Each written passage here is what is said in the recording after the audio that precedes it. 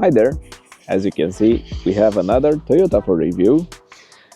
This time it's a more serious off-roader. It's the Land Cruiser. This car is manufactured in 2013 and it's got a 3-liter diesel engine and about 214,000 kilometers until now.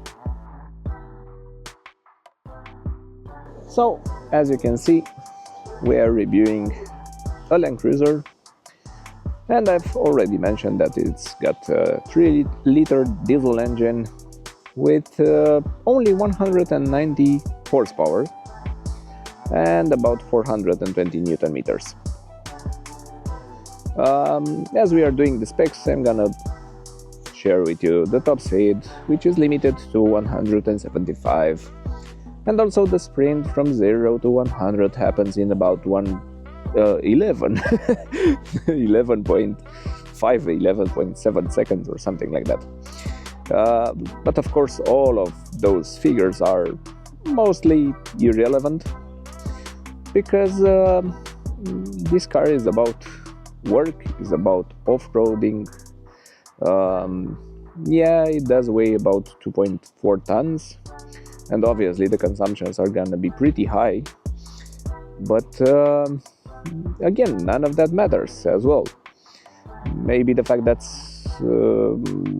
this model is the 5-door hatch and the wheelbase is a bit longer than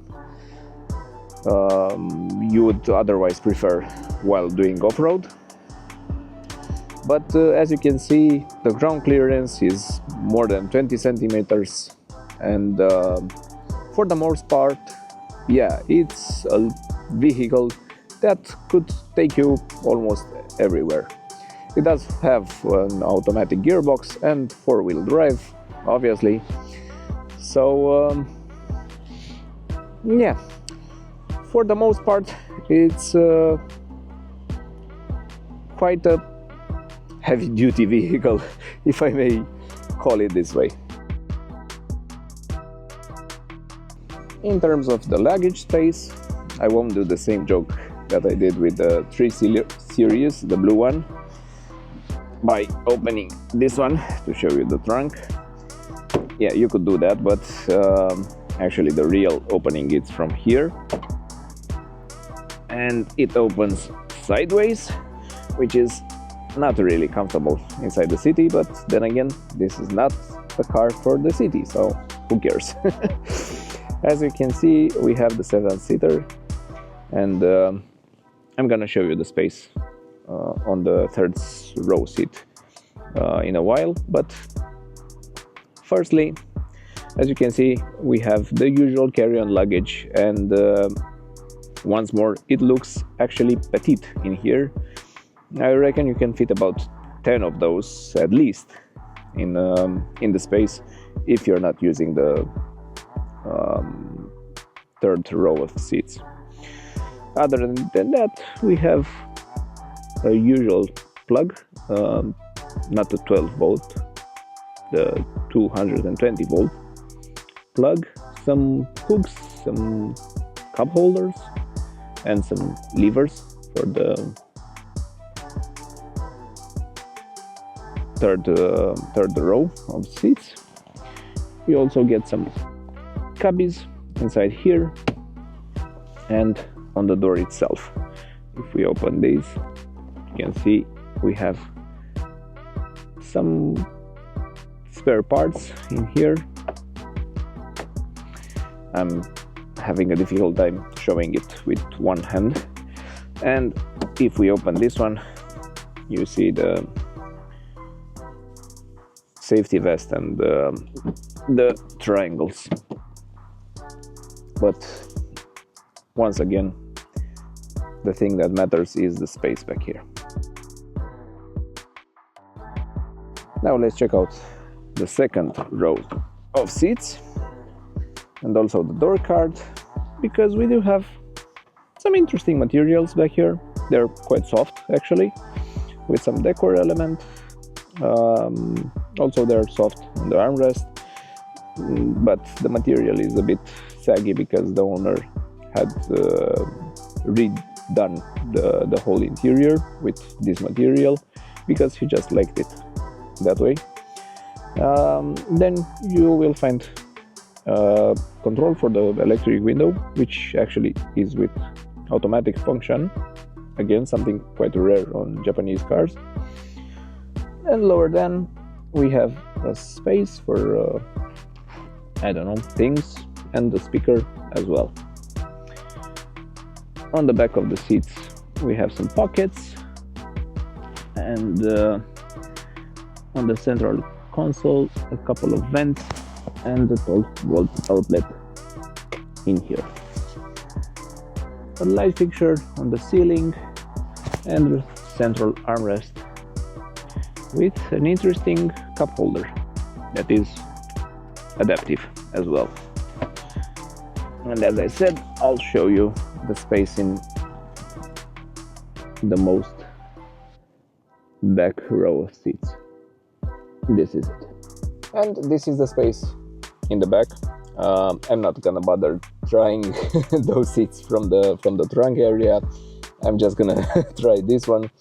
And as you can see, I do have quite a lot of space back here. Again, I wasn't expecting this because off-roaders typically are not roomy inside, but this one seems to be. I have more than enough space, of a couple of palms of space for my head.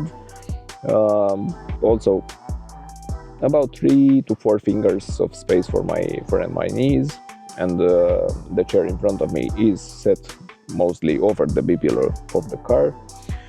Also, I can stretch my legs underneath the front chair, and you cannot adjust it by height, so you can always use it this way. Yeah, for the most part it's alright back here, except obviously my usual complaint, being a tall vehicle all in all.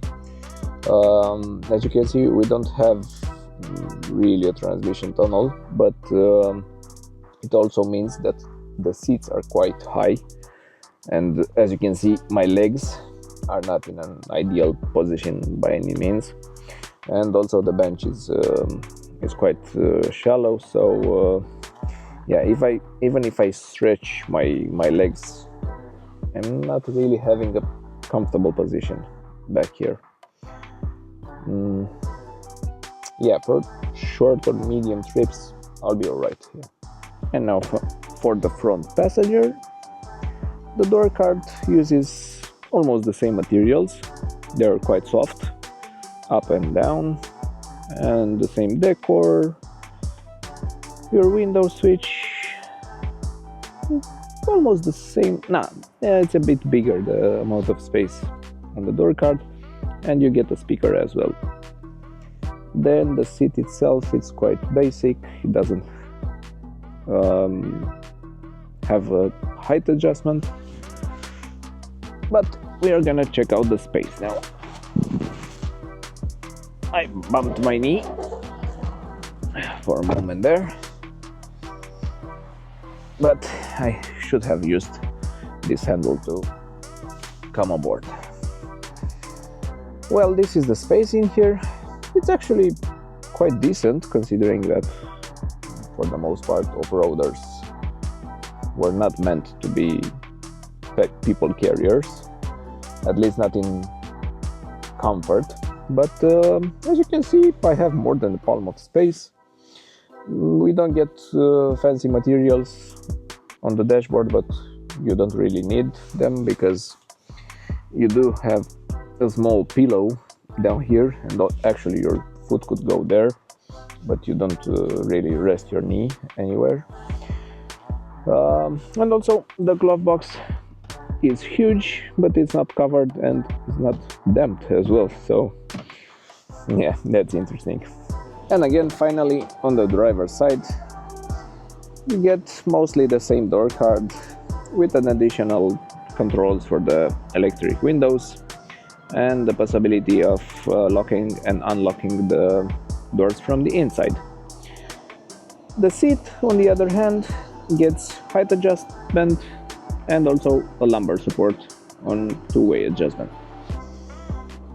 On the left side of the steering wheel, you control the mirrors, the outside mirrors, the washer of the headlight, and you can idle up to warm the engine faster. Now I'm gonna climb aboard and actually let me just start the car as well.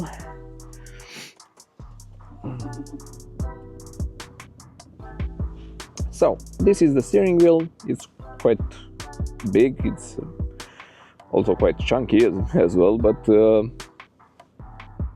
this car is meant to be used sort of a heavy duty vehicle with gloves, with I don't know, whatever you may need to operate it. As you can see, we do have physical buttons, and actually they're quite large and easy to operate. On the right side, you control the small display between the gauges and also the phone, and you get some voice control commands. I wouldn't bother with those. And on the left side, you control the multimedia. Oh, and you also get a small stalk for the cruise control, also on the steering wheel. Then behind it, we have classic stalks for wipers and lights. And in the back, you control the lighting of the instrument panel, and you also get a reset button for the trip. What else? On the right side, we actually have a couple more controls for parking sensors and traction control. Going back to the instrument panel, as you can see, that's the mileage of the car and the average consumption, 12.8 liters. Yeah, I know that trunk is still open. Okay, and also the gauges are typical analog, easy to read, nothing fancy, of course. Going to the center of the car, we have the lights from the inside. Here you deactivate the alarm system of the car. Here it's a mirror, but it doesn't seem to open right now. Well, you'll have to trust me. There's a mirror that helps you to see the back of the car, the second and the third row of seats. Then we have the regular mirror that is not dimmable. Going lower back, we have sort of an infotainment system, but you have to remember the car is from 2013, so back in the days there wasn't any fancy screens inside the cars. And also Japanese, again in that period, were not really investing in infotainment screens. You also have the hazard lights over here and the climate unit, again with physical buttons, real hard buttons, and also the small digital clock it sets. You can set it by using these controls that are actually pretty tiny compared with the rest of the buttons inside the car. Here you have the start-stop control for the engine. You have a small cubby that you can cover. Afterwards, the four-wheel drive selector from 4 high to 4 low. You can lock the differential from here, the central one, and you can engage the hill descent control. Then we have another cubby here. Let me just all right.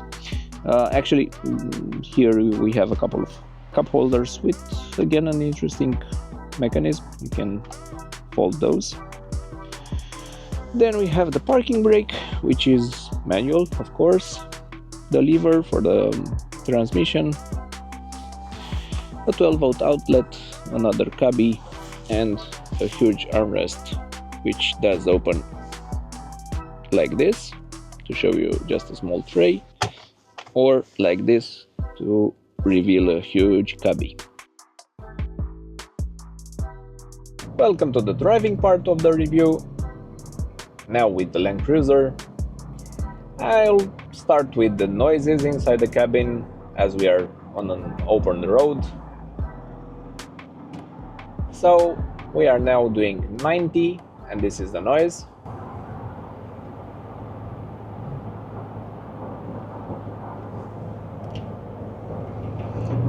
Now I'm gonna go to 110.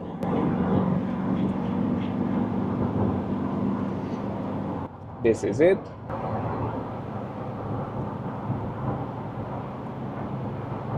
And now to 130.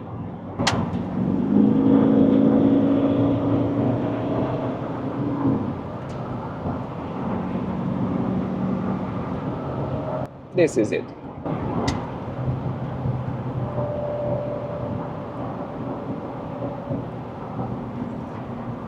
That's enough. As you can see, it's quite a noisy car. But then again, you are probably expecting it to be. Even at 90, you do get a lot of tire noise and quite a lot of wind noise. Going forward to 110, there's even more wind noise, and at about 130, obviously it's the worst. Wind noise, tire noise, and quite a lot of engine noise as well.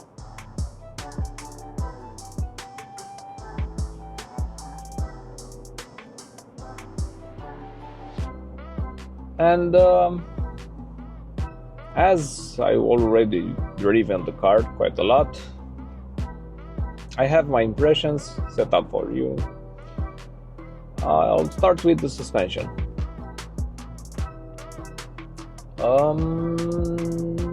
It's not uncomfortable on the road, at least. Yeah, I know. I sure supposed to do the road test outside of tarmac, but you're probably gonna use the car on the road as well, not only in off-road, so maybe it's better if I'm driving it like this.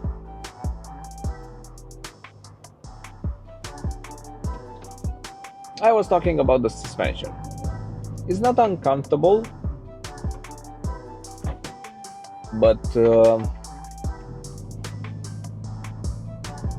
probably the tires are also helping, because we do have 265 by 60 with 18 inches, if I remember correctly, which means that we do get a lot of tire, and it helps with the bumps and uneven surfaces of the road.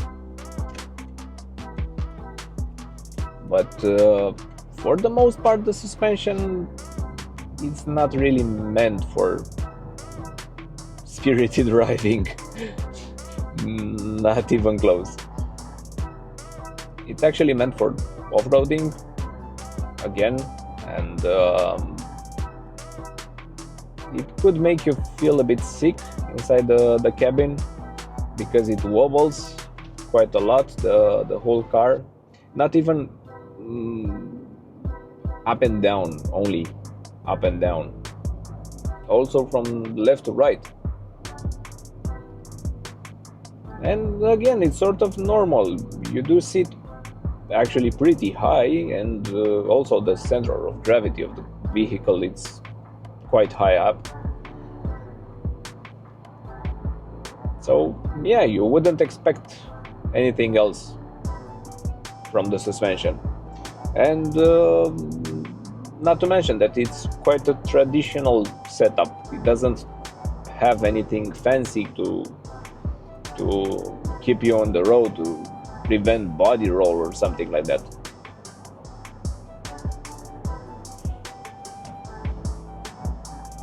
And of course, that's the same discussion with the insulation. Even when I did a static review, I felt that the insulation is not great while closing the doors. It doesn't have to be. It's an off-roader, not necessarily something to run your kids about. So, oh, you can have something posh. Well, a bit posher than this. It's the Lexus. I think it's the LX model that's comparable with the Land Cruiser. So you could get that one if you want some fancier materials and a better noise insulation.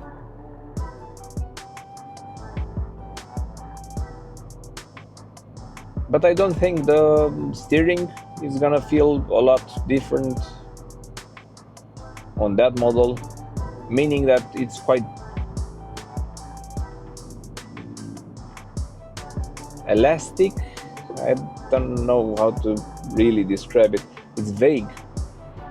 You're turning the steering wheel, but you have no idea where the wheels are.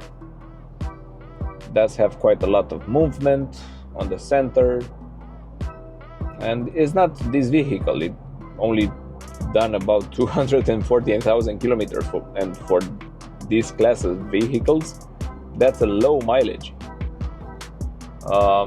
Yeah, it's a bit old. It's from 2013, but again, compared with some other models from early 2000s, this one is almost brand new.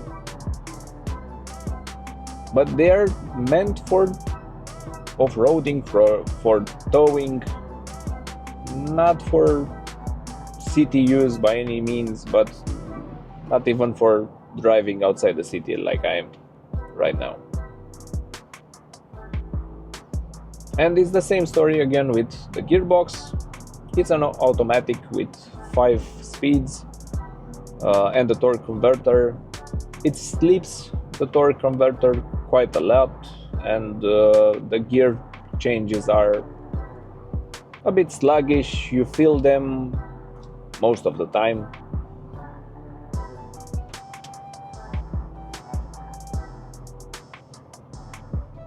And so is the engine. Yeah, it does have 3 liters, but it's a diesel engine. It's quite noisy, and it only develops 190 horsepower on a vehicle that weighs 2.4 tons. That's not really easy to move with those figures.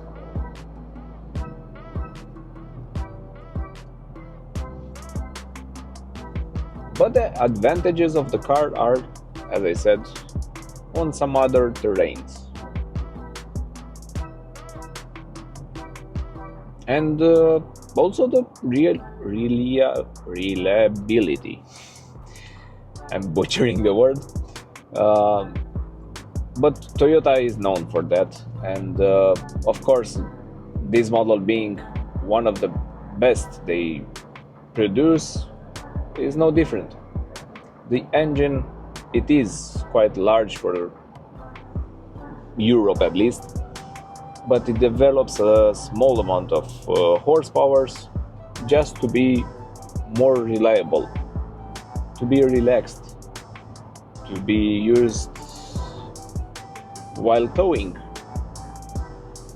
And yeah, you won't get some 5 liters of fuel for every 100 kilometers, but you're not supposed to expect something like this from this vehicle, or from this type of vehicle, not only this model.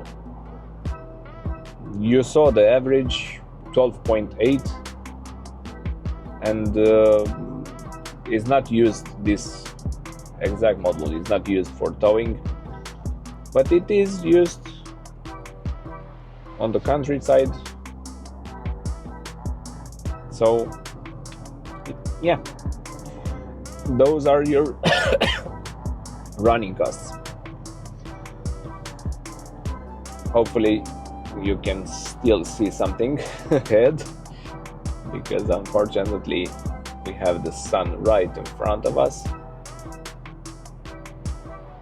but there's a turn coming soon, so it will get better. Yeah, going back to the I'm not gonna bother going back to the fact that the car is reliable.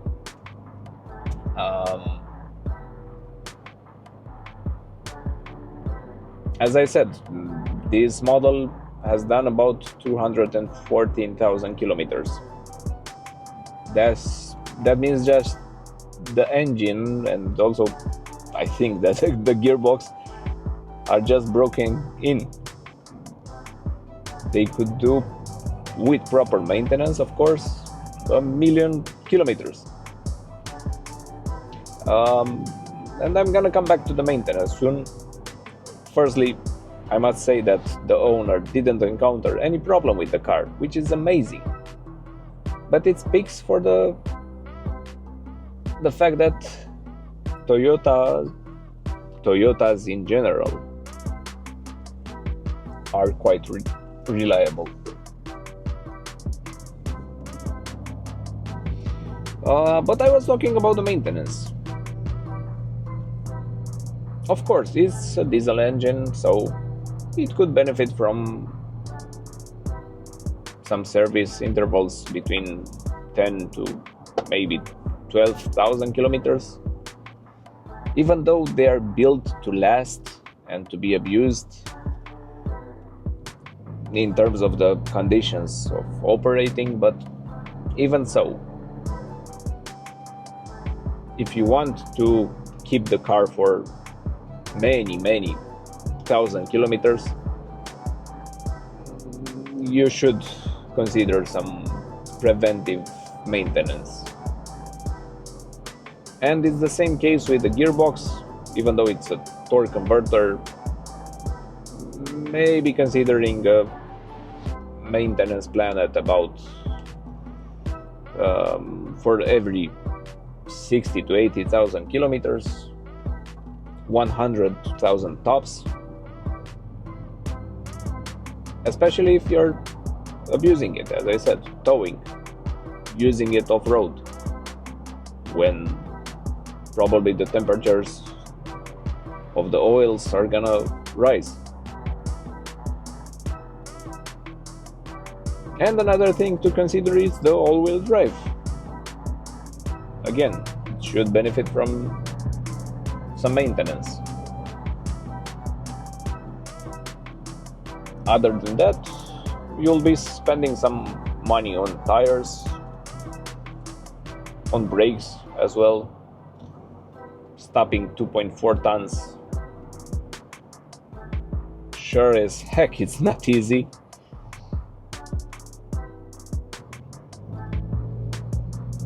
And you have to be a bit careful with the controls of the car. I forgot to mention that the brake pedal doesn't really give you a lot of feedback. It's quite soft. I think that I'm pushing it about 50% most of the time in order to make it work and stop the damn thing. And I'm not even driving sporty right now, and I'm maintaining about 60 to 80 kilometers per hour right now. So yeah, you have to be careful.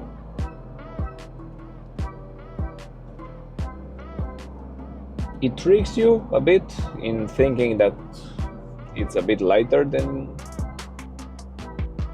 in reality, but once you get to a corner like this one, you really feel it.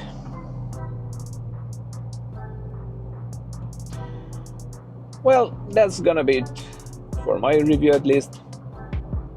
Hopefully you enjoyed the review, so you can consider subscribing to the channel, or why not give it a like on this video clip. And also, if you want to leave your impressions, you can use the comment section or the social media.